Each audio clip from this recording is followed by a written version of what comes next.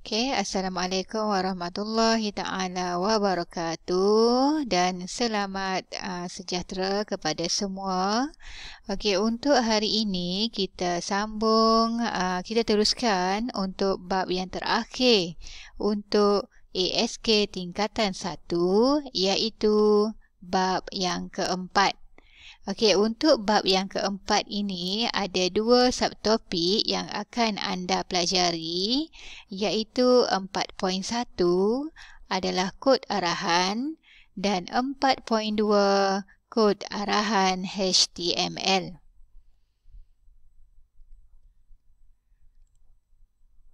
Untuk hari ini kita lihat 4.1 kod arahan. Apakah kod arahan? Kod arahan adalah satu arahan yang mengarahkan komputer melakukan sesuatu tugas. Kod arahan ditulis dalam bahasa yang boleh difahami oleh komputer. Jadi terdapat banyak bahasa pengaturcaraan yang digunakan. Jadi kita untuk ASK tingkatan 1 ni, anak-anak akan belajar menggunakan bahasa pengaturcaraan Scratch. Set kod arahan dikenali sebagai atur cara. Jadi set kod arahan ni kita panggil sebagai atur cara. Jadi nak buat atur cara, kita mesti tahu, kita mesti kenal, kita mesti isytiharkan dahulu, kita mesti tahu apakah pemboleh ubah. 4.1.1 pemboleh ubah dan operator matematik dalam pengaturcaraan. Apakah maksud pemboleh ubah? Pemboleh ubah ialah storan ingatan yang digunakan oleh program komputer untuk menyimpan data.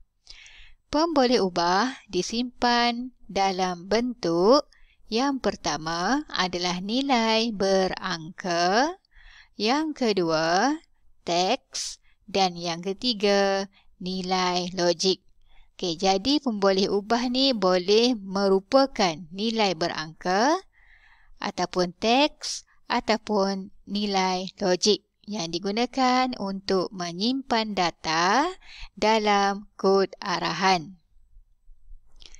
Kita lihat dulu yang pertama, iaitu nilai berangka.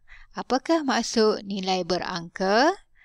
Nilai berangka ialah bentuk nombor yang tidak mengandungi bahagian pecahan. Dan nilai berangka ni biasanya adalah integer.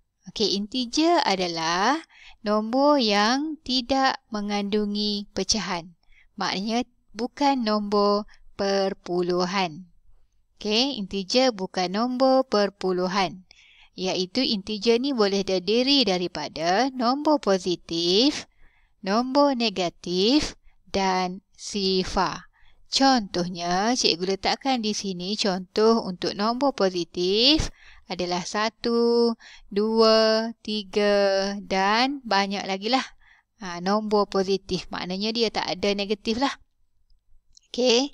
Kemudian nombor negatif. Nombor negatif. Contoh cikgu letakkan negatif 6, negatif 1, negatif 10 dan banyak lagi. Ni sebagai contoh sajalah. Dan sifar juga termasuk dalam nilai berangka integer. Seterusnya. Pemboleh ubah juga boleh disimpan dalam bentuk teks. Boleh diwakili dalam bentuk teks. Jadi pemboleh ubah ini untuk nilai teks terbahagi kepada 2, iaitu char dan string. Apakah char? Char adalah mewakili aksara, iaitu huruf abjad, angka dan simbol berdasarkan kod ASCII. Jika anak-anak lihat dekat keyboard, siapa yang ada komputer di rumah, dekat keyboard ataupun papan kekunci ataupun di papan kekunci papan keypad. Keypad handset. Okey, adanya nilai abjad. Okey, ada abjad, ada angka dan simbol. Okey. Jadi untuk papan kekunci kita ada sebanyak 256 aksara yang diwakili oleh abjad, angka dan simbol. Okey, contoh cikgu letakkan di sini. Okey, untuk abjad A, B, C. A to Z lah. Huruf besar. Huruf kecil. Tak sama dah huruf besar dan huruf kecil. Okey, nombor. Okey. Angka lah 1, 2, 3. Okey, dan simbol. Simbol tambah, alias, simbol tanda soal. Ini adalah mewakili ca ataupun karakter. Okey, seterusnya nilai string, satu urutan aksara yang berjujukan ataupun rentetan aksara. Okey, jadi string ni adalah aksara. Okey, aksara yang berjujukan ataupun rentetan aksara. Contohnya, saya anak Malaysia. Contohnya, saya. Contohnya, Malaysia. Contohnya, bunga. Contohnya, kereta. Makan. Minum. Berlari. Itu semua adalah contoh string. Okey, iaitu rentetan aksara. Okey. Seterusnya adalah nilai logik. Okey, pemboleh ubah juga boleh disimpan dalam nilai. Pemboleh ubah boleh menyimpan data nilai yang berupa nilai logik. Okey, nilai logik adalah nilai dalam bentuk true or false. Benar atau palsu, atau dikenali sebagai boolean. Okey, kena ingat untuk nilai logik kita ada dua sahaja nilai dia, iaitu true or false.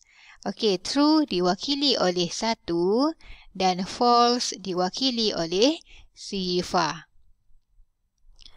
Okey, seterusnya adalah operator matematik. Okey, operator matematik digunakan dalam menjalankan operasi matematik dalam kod arahan. Okey, dalam kod arahan. Okey, operator matematik, operasi matematik melibatkan operasi asas seperti tambah, tolak, darab dan bahagi. Okey. Jadi untuk soalan ini, untuk operator matematik ini, okey, jadi terdapat ada 4 operasi. Okey, ada 4 operasi untuk matematik ini adalah tambah, operator tambah, operator tolak, operator darab dan operator bahagi. Okey, simbol untuk operator matematik adalah simbol yang ni biasa kita jumpalah dalam subjek matematik, tambah, tolak, darab dan bahagi. Okey, dalam komputer pula, nanti kita nak guna dalam menaip kod arahan. Okey, simbol untuk tambah ni sama sahaja. Tolak. Okey, yang berbeza adalah simbol untuk darab dan simbol untuk bahagi. Okey, jadi bila dalam kod arahan nanti, kita akan menggunakan simbol star. Okey, simbol star ini untuk operasi darab dan simbol slash palang ni untuk operasi bahagi. Okey, jadi cikgu harap anak-anak telah pun dapat idea apakah maksud kod arahan, apakah jenis pemboleh ubah yang terdapat dalam kod arahan dan operasi matematik yang melibatkan operasi asas dalam kod arahan.